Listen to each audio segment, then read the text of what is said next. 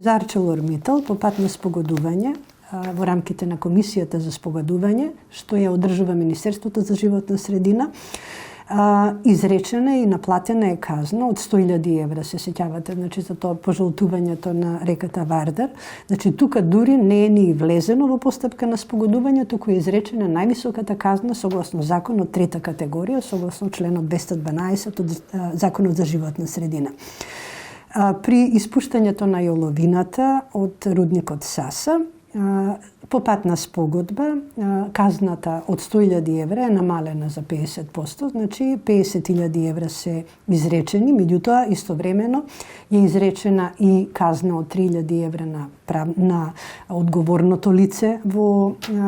правниот субјект и исто така се задолжени Саса да направат ремедиација на штетата која што имаат направено и тие имаат потрошено речиси 2 милиони евра за да ја вратат во првобитна состојба реката, да исчистат